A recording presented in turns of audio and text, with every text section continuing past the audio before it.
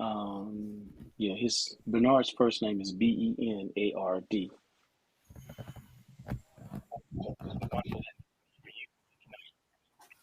Okay, very good. We'll live with it.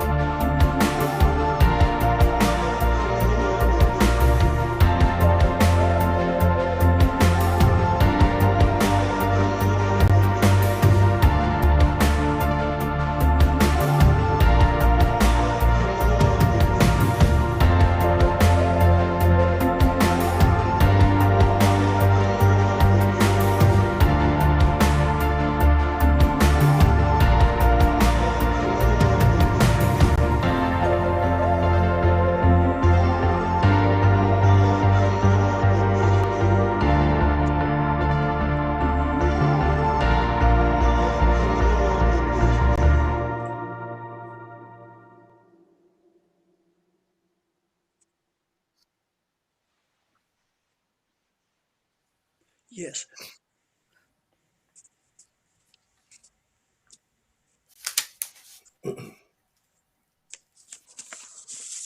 Um, can you all hear me? Can everybody Yes. hear me? If for some reason you need more discussion, I can definitely talk more. And I have a different slideshow that has about 12 slides versus the seven. So I can talk more on the same slides I have, or I could send you a more lengthy one that I often give. Good afternoon and welcome to the 7th District Voter Registration, Education, and Mobilization Committee. We are sponsoring this civic forum today, and the topic, redistricting, what it's all about. And without further ado, we will call on our brother chairman to give us a welcome. Brother Ali. Good afternoon, Randy. Good evening as well. The question that we posed, what's it all about? It's our attempt to have the panelists to answer that question. The afternoon will be spent with the challenges that we have before us and also the solutions that they will give. Before we start, let us hear from our district chaplain, Brother Roy Johnson, who will give our invocation. Brother Johnson.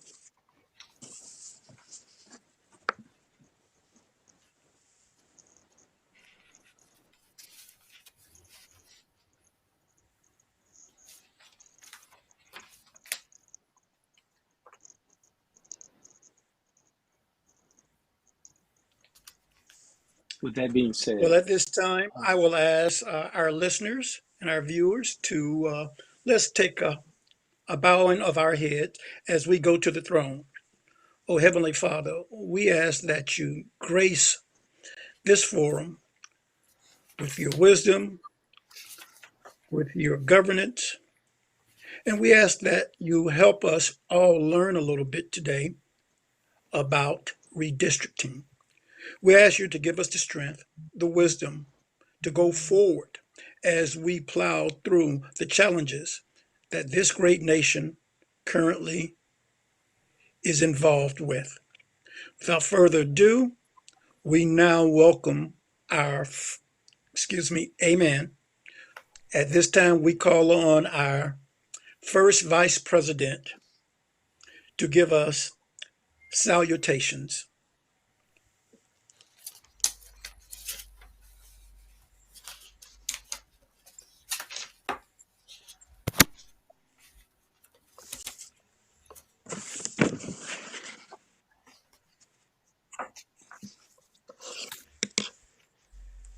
At this time, it appears that we're having a few technical difficulties, but nonetheless, we'll move right along with our program. It is my honor to introduce our panelists, and like many things that go live, you have to deal with the challenges that present themselves. We do have one of our panelists, Mr. Bernard Simondon, president of the NAACP. Currently, he is getting logged in, but he's been delayed due to traffic. Without further ado, let me introduce Ms. Cecile Scone, president of the League of Women Voters in Florida, as well as Dr. Michael Doc Rett, Georgia State Senator, District 33. Well, as we start on, and we'll just play it by ear, everyone, as our other panelists join in. But nonetheless, let's jump right in and begin. When speaking about redistricting, what is the basic definition or layman's understanding? Brother, Brother Doc, will you come in and entertain that question? When speaking about redistricting, what is the basic definition or layman's understanding? Thank you. I appreciate it. Basically, there's two parts to that.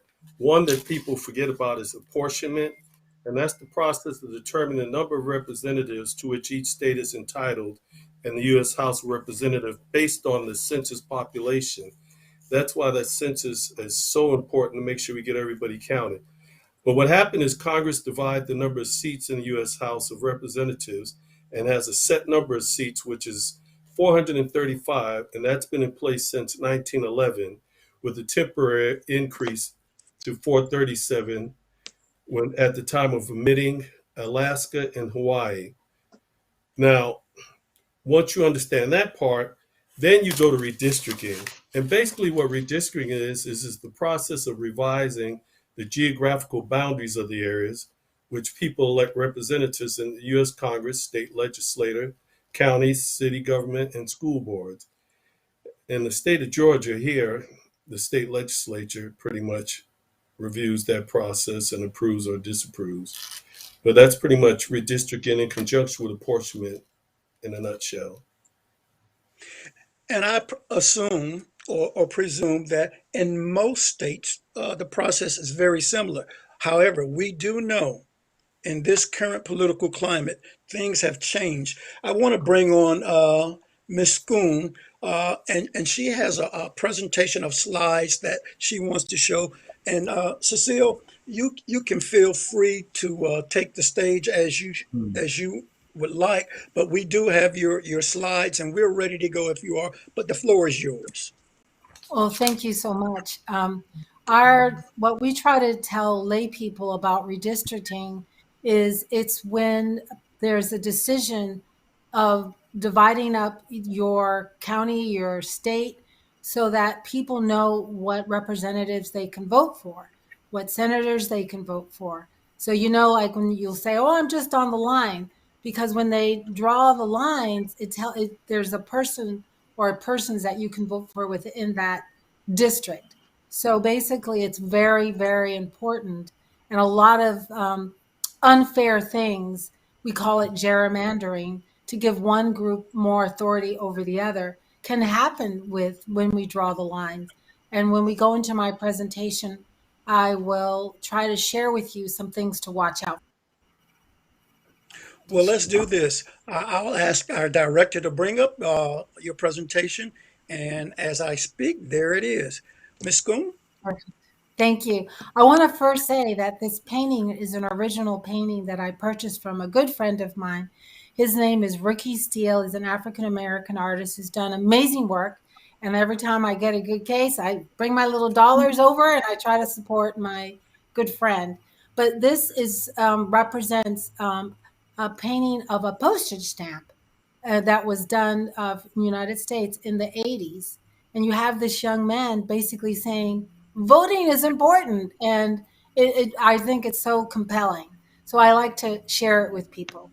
You can always look up my friend too if you wish. But we have a general definition of redistricting. We call it a process of drawing the boundaries. And when it comes to drawing boundaries for congressional seats, that is done every 10 years after our big census. And as the brother spoke before about reapportionment, what they do is when they get the numbers from the census, they look to see what states have gained population, what states have lost population. Florida gained population, and we got another congressional seat. So that requires us to make some changes in our congressional state lines. Next slide. Some of the terms I'd like you to think about and try to take away with you. There's ways that you can draw lines that are fair, and there are ways that you can draw lines that limit the ability of a community, of a racial community or a language minority community from having the representative of their choice. And that is called cracking.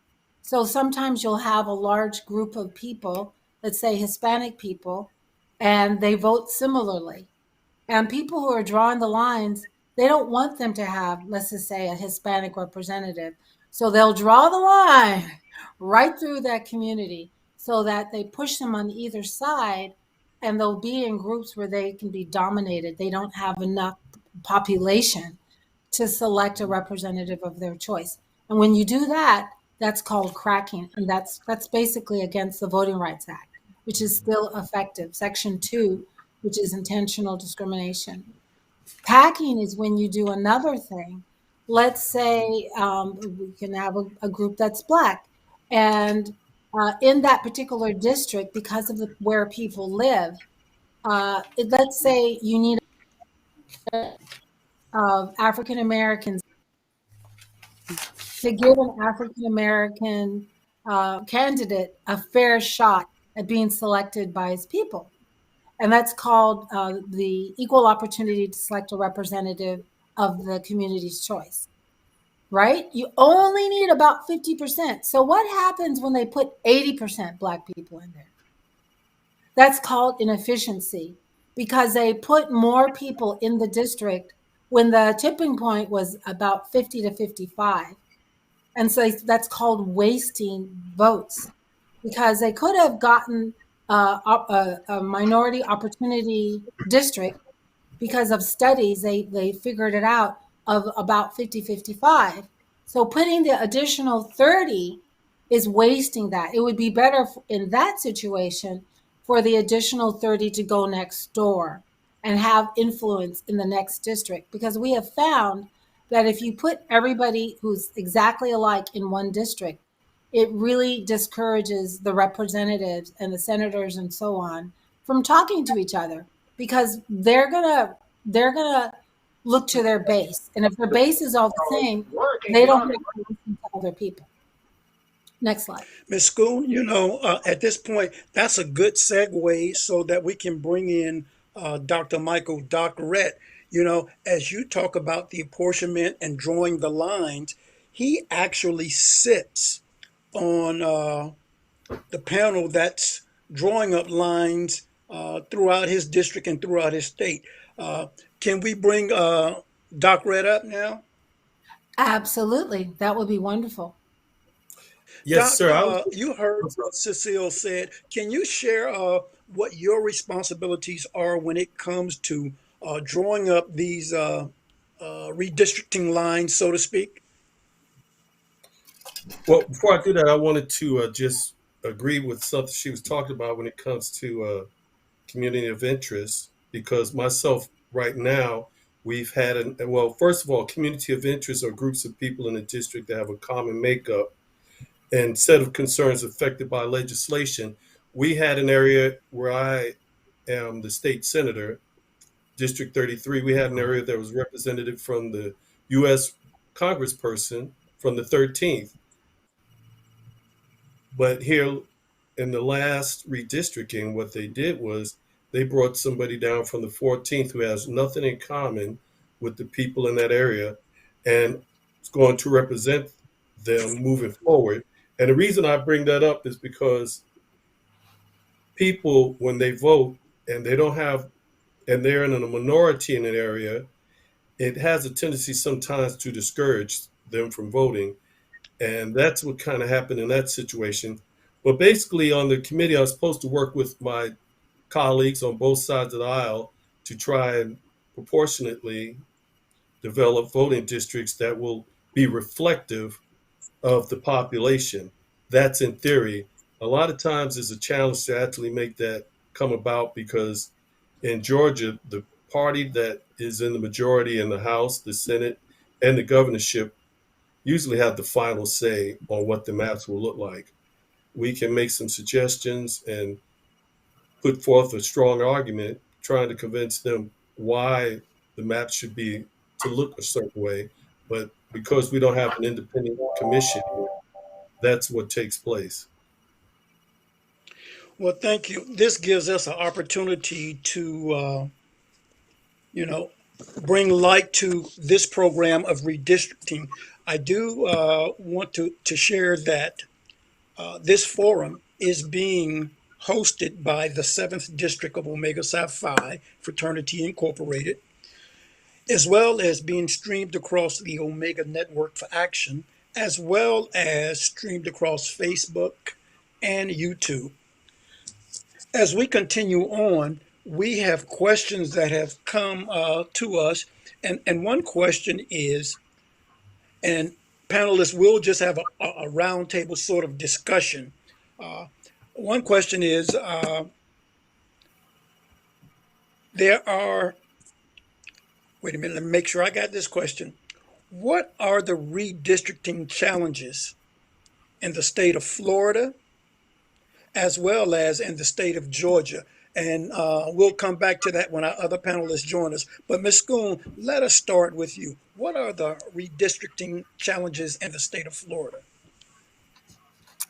Well, I can speak to it, and I also think the next slide that I had will actually demonstrate some of those. But if they can pull that up, that would be great. But I would say we have the same situation in Florida. Our legislators decide redistricting, the lines, and we have a history in the state of Florida. In 2010, our legislators breached the law, and they very much, there was run by Republicans. They were leading the House and the Senate in the state, and they very much gerrymandered it in a way that gave them undue influence and harmed the minority vote. The League of Women Voters went to court in 2010, 2012, and we got a final resolution in 2015 where the court we did the accepted the maps that we recommended, and we ended up with three more additional minority congresspersons, one of whom is Val Demings, Congresswoman Val Demings, that many people are aware of. But if we go through these examples on the screen, it'll really show you where the problems are. So let's look at the rectangle that has no lines. It's all the way to the left. And you see there's 2 columns of green and 2 columns of yellow. So let's say those were people. You would expect, if things were fair, that you would have 2 representatives who are green and 2 representatives for the yellow. And that would be what you would expect. But depending on how you draw the lines now, you're going to really see this. You can snuff the vote of the green. So let's go up to the top. And you see the lines that are going horizontal across. In each of those lines represents a district. And in each of those districts, the green is in the minority. They're never going to have a good opportunity to select a representative of their choice. So their voice is going to be nullified pretty much completely. So even though they should have had 2 representatives by population of the voting population, they're going to get none. So this is why we tell people you have to watch the redistricting and see what communities are being cracked and what communities are being packed, as I talked about before. Now let's go to the right. And if you see the puzzles, if you see the ones that look like a puzzle piece, if you look at that one, you were going to see that the green have more an outsized impact. They're going to have 3 representatives when they should have only had 2, and the yellow is going to be nullified. So it can go both ways. You know, you can do all sorts of tricky things with how you draw lines. Then come all the way down with the vertical lines straight up and down. And that is going to give you, if those are the districts inside of the lines, that is going to give you representation that's going to be the right percentage, 2 green and 3 yellow. But they're not going to talk to each other because it's 100% green, 100% yellow. And what that leads to in our modern times is complete disassociation from each other. They don't want to cooperate. They don't care about the other group because all they have to do is meet the needs of the people who are going to vote for them. So the League of Women Voters does not recommend that one either. The last one is just right, just like stairs. And that is the one all the way that looks like stair steps.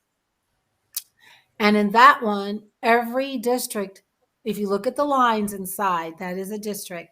Every district has a blend of people. So you're going to get each representative concerned about the issues of other people, even though they may not be a majority, it's a minority, but they need that minority to get elected. So, but if you look at the percentage, is going to get 2 representatives because they have the higher number in 2. And the yellow is going to get 3 representatives because they have the higher number in 3. So these are examples of how you have to watch for how they draw the lines. Are they dividing minority communities? Are they packing us in when we should really have 2 districts and have influence in 2 districts?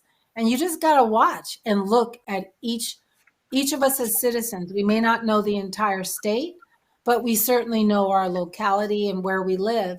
And if you see that happening, you need to speak up. And in the state of Florida, you can go to a portal and put a comment in there. And it's at the Senate has a portal, and you can go there and say, this is wrong. You're damaging my community and you're damaging my opportunity to vote.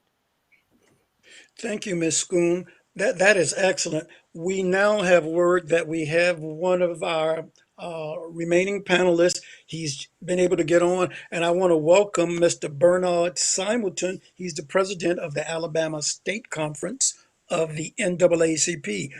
Welcome, Bernard. And I want to say, you look good. Is everything all right? Okay. Thank you very much. I appreciate you all having me on today. Did you hear me? Bernard, we were talking about what is going on in our individual states when it comes to redistricting.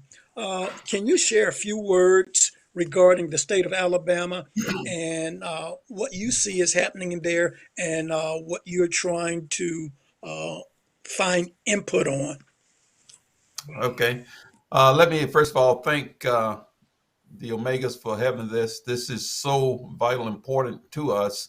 Uh, in some cases, it may be a little late to affect change for this coming voting redistricting cycle, especially for county commissioners and higher.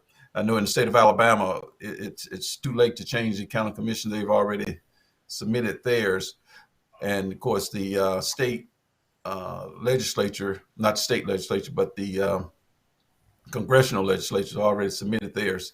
But I do want to say that in the state of Alabama, like many other states, we are dealing with some of the same issues that other states have, and that is not creating or not utilizing all the votes that uh, African American have. And what I mean by that is we talked about packing and cracking. Uh, Along with the Legal Defense Fund, the NAACP came up with a map where we could possibly have two majority minority districts, and our state legislature turned it down flat, and that would have given us opportunity to have possible two uh, people of choice in Congress, and but again they turned it down. And of course, we are looking at potential. Well, there is legislation already been filed against that. Uh, but I go back to the Voting Rights Act of 1965, which, if it was still in effect, especially Section 4, and now we have to file under Section 2, but Section 4 would have saved some of these districts, would have enjoined some of the, not enjoined, but would have concurred with the maps, and we could have possibly had two districts of majority minority in the state of Alabama. Also, on the local level, it's the same thing. I know in Auburn, uh, Limestone County, and several other communities that are trying to get a majority or trying to get the district where they could have two, at least two majority district, because the people are there. It just depends on how they put them in districts. And we don't want them packed, and we don't want them, to be cracked either. So we want equal number of African Americans in most cases in all the districts, but sometimes you have to put more in one in order to come up with a majority minority district. And when we do that, that will ensure that our interest is brought to the table rather than it being ignored. And so we're still fighting that in the state of Alabama, trying to get equal representation when it comes to voting. And so I just want to say this, and I'll leave. Voting is so important because if you don't vote, then all these decisions are made by those people who elect the people who want to make decisions that you and I may not agree with. And so it's voting determines all these factors, and so everyone should register to vote, and everyone should vote on election day. Thank you. Mr. Simulton, that cannot be stressed enough. I'm going to ask our director to bring up all of our panelists so that we can start the roundtable discussion. And we do have a number of questions that have been previously posed, and we're going to throw these questions out, and we just want the panelists to jump right in on them. Okay, the first question uh, comes from actually national broadcasting. There are national broadcasters out there saying the way redistricting is currently playing out, it is a threat to democracy. Panelists, we'll let you all chime in and run about with that. Well, Is democracy being threatened? one of the threats to democracy is that in many cases, if you're not careful, you'll have your politicians choosing their voters instead of the other way around, where the voters will go to the polls in order to choose their leaders. But I also want to add in about what's happened in Georgia. In Georgia, we've been pushing for the change in the seats in the House to reflect the new 1 million Georgians that came to Georgia in the last decade. Most of them were people of color, and we've been pushing for that to be reflected in the maps time and time again. We also proposed maps that receive good grades from the statisticians at the nonprofit Princeton Gerrymandering Project, but that's been quite a challenge because, as I said, was just saying, most of the voters, the new voters who came in, were minority, and we've been pushing for that to be reflected when they drew the districts. And it's been a challenge. But just like the gentleman said, we got to keep voting, keep pushing, and you can't remain undaunted because a lot of times people do pay close attention to voting patterns, and they not only build legislation around that, but also when it comes to business opportunities. But we all want to make sure that we're voting to be a saint in that number. But to your question, the main thing is a big threat when you have politicians through redistricting cracking and packing, choosing their voters instead of their voters going to the poll to choose them. Mr. Simulton?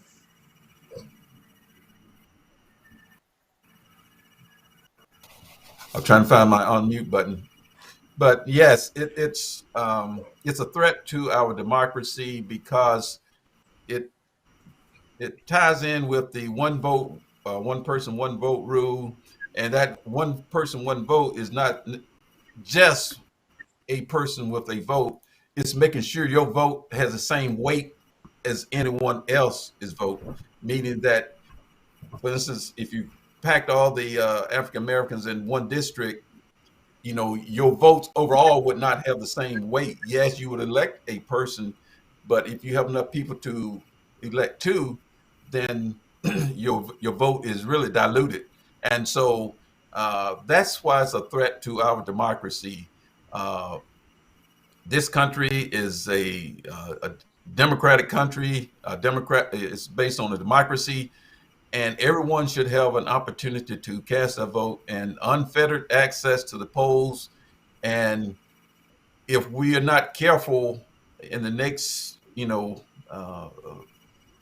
8 years or so, we're going to see more threats and attack on the Voting Rights Act and other civil rights legislation that has been passed into law. But we just got to make sure that we continue and emphasize and stress and get people out to the polls to vote so that we can elect people who won't try to overturn some of the gains that we've made in terms of the Civil Rights Act, Voting Rights Act, and you've heard recently they're talking about affirmative action again and threats to it. And again, I always say, regardless of where you stand on Roe versus Wade, it's certainly a threat to that as well. And so we must, and I can't emphasize that enough, that we must vote to maintain our democracy. Thank you. I want to call on our director. Did we lose Ms. Scone? No, I'm here. I'm here. Okay. Well, Ms. Scone, we heard you talk a little bit about judicial remedies. Can you speak to, has the judicial system ever been involved with redistricting? And if so, what are some of those remedies? Yes, we unfortunately have to resort to the court system sometimes if there have been breaches of the fair drawing of the lines. In particular, in the state of Florida, we actually passed through citizen initiative the fair districts, and those fair districts have very strict guidelines. The first set of guidelines for Floridians to know about it's called Tier 1 guidelines. The Tier 1 guidelines are mandatory, and that means you have to maximize the opportunities of racial or language minorities to select a representative of their choice. That's really big. So you can't, it's illegal to pack or crack because you're hurting those opportunities. The other part is you cannot draw lines that give political favoritism to one party or the other. Then we have a second tier of guidelines, and that is for the districts to be as compact as possible, to have as equal number as possible, equal number of people, to follow geography as much as possible, and to follow jurisdictional lines as much as possible. Two. Now, when you follow the tier two, if the tier two one, tier two gives away to maximizing opportunities for minority voters. So what's going on in the state of Florida is they're not fully implementing the tier one. They're spending a lot of energy on talking about tier two. When I say they, I mean the Senate and our House representatives. When they have their legislative meetings, oh, we crossed the line here. And that is important when I say a line, like a geography line, or we split a city or something like that. And those are important, but they're not following up to make sure that when they do that, that it's not harming the minority vote. So we're concerned about that. And that is something we have been bringing up. And in the past, when they did it, we went to court and we litigated. There's been other cases in the United States Supreme Court, and one coming to mind is the Rucho case, which was decided in 2019. And that's where the United States Supreme Court said the federal system does not have guidelines about political gerrymandering. So when they went to complain about the Republicans drawing the lines in a way that favored them greatly, they thought they were going to win. But the Supreme Court had a surprise and said, there's no specific guidelines in the Constitution for this. And they turned around and they said that if states want to have laws against political gerrymandering, then they should create fair districts laws similar to the one that we created in Florida. So there's a pathway to create a law to prevent it, but it going to federal court on political gerrymandering, they have said they are not going to get involved. President Schoon, you've given us an excellent lead into gerrymandering. Uh, us lay people, we hear that term quite often, gerrymandering, and somehow it is just nebulous. Uh, in a layman's term, and we want all of our panelists to jump in on this, gerrymandering, how does it harm? Well, that's one of the reasons I wanted to show people the diagrams. Those were gerrymanders. The name gerrymander, hopefully I can take away some of the mystery. The name gerrymander was created because back in the 1800s, there was a vice president who wanted to draw lines so that he could make sure he got voted. The lines he drew looked like a salamander, but his last, and from then on, I mean, it actually had a tail and a head, and it looked like a creature. It didn't look like a circle or anything like that. And so they said when he drew the lines to capture every vote and every person that he knew would vote for him, they said that is outrageous. And they used his name and added it to the salamander. And that is what a gerrymander is when you are abusing your authority and you draw a line to favor either a particular politician or a particular party in a way that's harmful to everybody else. And I think Representative Rhett said That's when the politicians select their voters. And that's what that vice president was trying to do. He's like, well, I know these people will vote for me, so I'm going to just draw this crazy line. And went up arms and then it came on down. And that happened in the 1800s. And that's kind of an example of what is a bad gerrymander. But there's all kinds that can occur. And those examples I gave where someone's vote was diminished or overly added in, those are actually examples of a gerrymander. Unfortunately, President Simon, would you like to weigh in and Doc Red? unfortunately, the Supreme Court has been lukewarm or have struggled with the partisan gerrymandering issue. They call it a political question, and that's unfortunate. But just like what Cecile said, there are two limits that the United States Supreme Court has placed on redistricting, and that is that each district must be equally populated and not solely drawn on the basis of race. But when it comes to gerrymandering, just in layman terms, gerrymandering is when a political group tries to change a voting district to create a result that helps them and hurts the group who they're against. What they basically do is manipulate the boundaries so as to favor one party or class. We've seen that happen here in Georgia in the 17th district, where they went through several black communities to try and form a district in order to save a person from the other side of the aisle's district, because the population has changed so much that their situation was tenuous at best when it came to the election.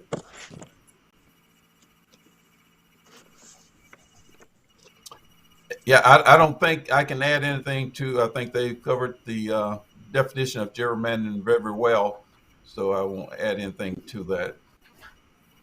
Well, Mr. Simonton, I do want to come back to you because as president of the Alabama State Conference of NAACP, you have boots on the ground. And what Right. I wanted to do is start with you with this question.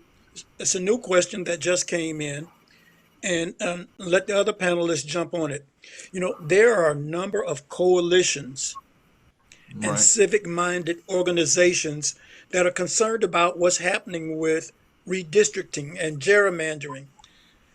How can these civic organizations get involved?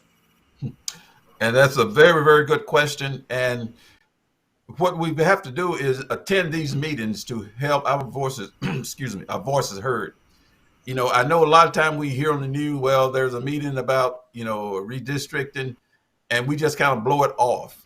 But we have to be intentionally and attend these meetings and raise sand, raise cane, and let people know. But you got to do your homework first, so that when you're talking and speaking, you know what you're talking about. And so we have to educate people that, so when they go to the meetings, they can explain to if it's a city council, county commissioner, even if it's your state legislators, why you are proposing a certain map, that you want to be able to ensure that your voices are heard. And that's where the coalition can come in together, because we talk about communities of interest. There could be a African American, there could be a Latino American or Hispanic American, and other American groups that have a common interest, a community of interest, whether it's something dealing with healthcare, or whether it's something dealing with economics, whatever that community of interest. And so you want to go to your legislators or your county commissions to let them know that this is why you think this map should be drawn this way, and that all of you all have this common interest, that you want to be able to have the whoever's elected from your district, help them put that issue on the table. And so again, the main thing, or one of the main things, is make sure you attend those meetings and that you speak out and you educate yourself on what the issues are as it pertains to or redistricting in your particular area. And we just can't sit back and say, well, I don't know enough about it. Well, educate yourself and then go to the meetings. And even if you don't, if you're not educated, attend the meeting to show your face and show that you're concerned, that you have an interest in the outcome. Well, Dr. we Rhett, as Georgia State Senator, District 33, uh, what are you hearing from your constituents about how to get involved? Well, I was going to say we need a comprehensive approach, working together with organizations like the NAACP, SCLC, ACLU, People's Agenda, so that when we use this comprehensive approach, we're not just working solo, and which dilutes our approach. Just like, for example, when we go to the well and we make certain statements, just like we've been hammering in Georgia about, most of the new most of the 1 million people who've moved to Georgia over the last 10 years have been people of color, and that legislation and redistricting should reflect that. We're doing that not just for a soundbite, but we're doing that so that that can be on the record. So when we move forward with lawsuits, we've been able to ask certain questions and make certain statements for the record, and it makes it easier so that if and when we go to court, we have that for the record. But also, it's just that coordination is important so that we all marching to the same beat and not moving in different directions, which we have been doing, and we have a good relationship with those organizations in Georgia, and they've worked with us and prepared us well with questions. But it has to be a comprehensive approach. Ms. Schoon, as president of the League of Women Voters in Florida, I'm sure you are active, and I would think it robbery if you didn't get a chance to comment a little further on how can we get local constituencies and coalitions working together to make an impact. Absolutely. Well, I want to add to the list that Dr. Rhett listed, and don't forget the League of Women Voters of Yes, ma'am. Georgia. I'm They sorry. also are very involved. And something that's important for everybody to know, we are nonpartisan. We don't support one side or the other. We just want to make sure that everybody's vote is counted. And unfortunately, there's been historical limits placed on the votes of African Americans and other racial minorities, and particularly in the South. So that is something that the league is very, very focused on. What are we doing? In fact, I had a board meeting with my entire state board this morning and yesterday. And one of the very biggest topics we spoke about was redistricting and our plan of action that we're going to take, we have created PowerPoints that we give to groups that ask us. So please ask again the league and any others. But we actually can do digital, if people are not comfortable getting together, but we're starting to get together, and some are in person. I've given quite a few myself. So to community groups, to churches, to fraternities, sororities, we give them the foundation about redistricting. We just recently have looked at our maps and are preparing to make maybe some more specific comments on the maps that have been provided. But the biggest thing is get people comfortable with the terms about redistricting, to get them comfortable to personal knowledge about their community so that they can be impactful. Um, a lot of times, words that can sound very confusing and technical are actually quite simple. And we know when our community has been cracked, and we know when our community has been packed. And we need to learn to speak up. Go to those meetings, get knowledge, and use the process that's available in your state to speak up. Now, some states allow people, they'll have a road show, and the representatives will go around the state and take testimony. And that is the way we used to do it in Florida. But now they're using a digital portal. So you use the tools that you have. Thank you, Ms. Schoon, president of the League of Women Voters. We're coming to a close. We have about 10 minutes remaining in our forum. And I will tell you, I am super excited. I am thoroughly educated, and I'm just chomping at the bit to go. We'll give each panelist a final comment before we go to our 7th District Chaplain to close us out with a word of prayer. The floor is open for final comments.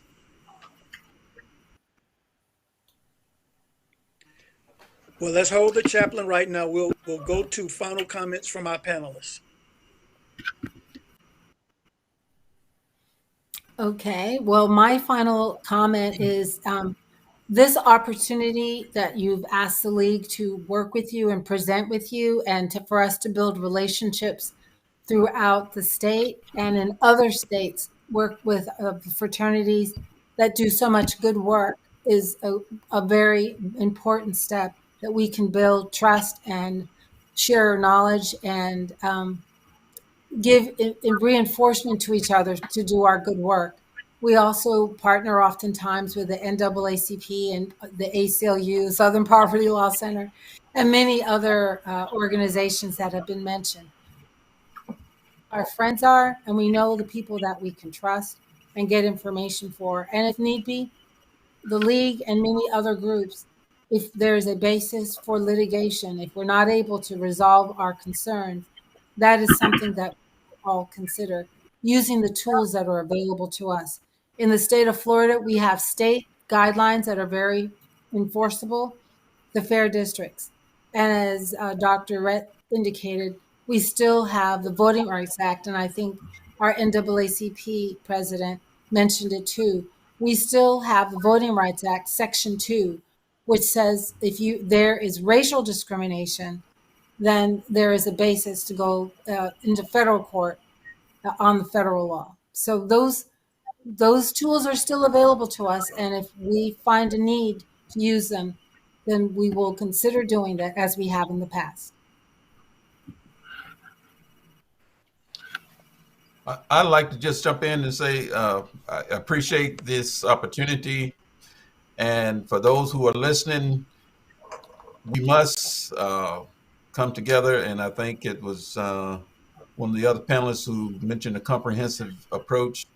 Work within your organization or within your state, rather, with other organizations that are interested in this, and even some people who may not be interested, you can bring them because numbers speak. And if you have a large group of people who are speaking the same, singing the same song and talking the same language, then that's going to have an impact on the people that you're trying to convince.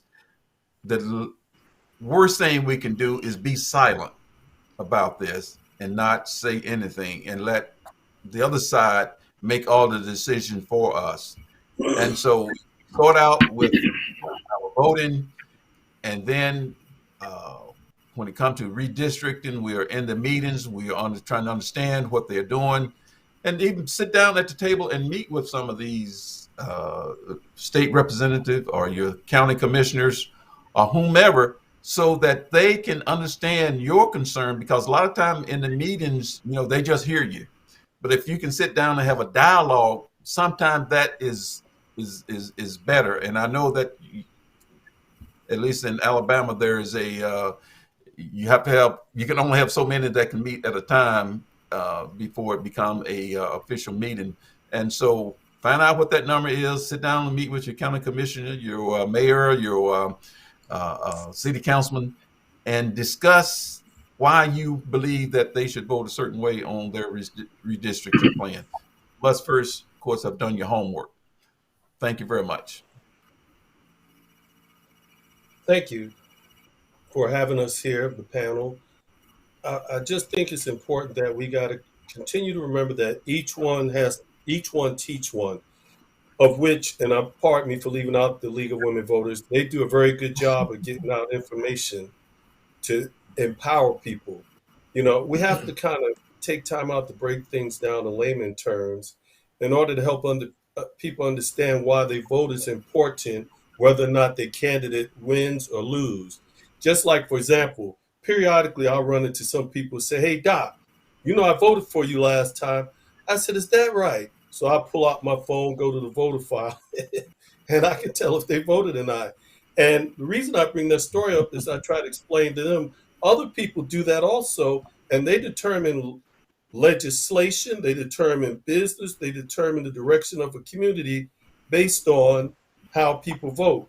And when you vote, whether it's more than just whether you're it's not whether you win or lose, is how you play the game. We have to vote and make sure that we're registered as a Saint in that number. I'm not supporting the New Orleans Saints. I'm an Atlanta Falcon fan, but it's important that we help them to understand how our vote is important, whether we win or lose, on different levels and different scales. And we have to sometimes go out and reach them and meet them on out on the highways and byways. And in this atmosphere, we have a lot of people who are charged and interested, especially young people, and we want to make sure that they all understand how the process works, and that just because your candidate has lost, that doesn't mean the process is a loss. It's very important that we all participate. And I just want to thank everybody for the opportunity to be here. Thank you so much, and happy holidays. And don't forget Senator Red. As we get to close, once again, I want to thank Mr. Bernard Simonton, President of the Alabama State Conference of the NAACP, Mrs. Cecile Schoon, Esquire, President of the League of Women Voters, Florida, and Dr. Michael Dockrett, Georgia State Senate District 33. It's been an overwhelming opportunity to listen and learn.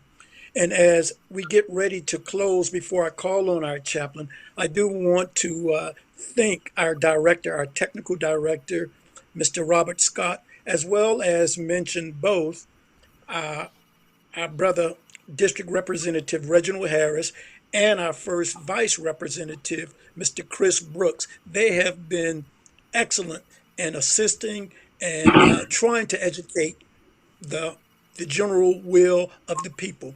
And as we go to the chaplain, I bid you farewell. Thank you. Thank you, Brother Johnson.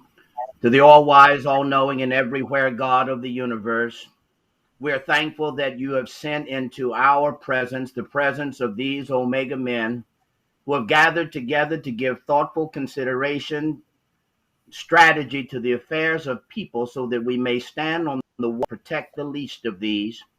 We are standing in alignment with our truth, knowing that in times like these, it is vital that we are ever conscious of our duty to lift as we climb. Thankful men of Omega have come together to give attention to the political climate as it is, mindful that it is not as we want it to be.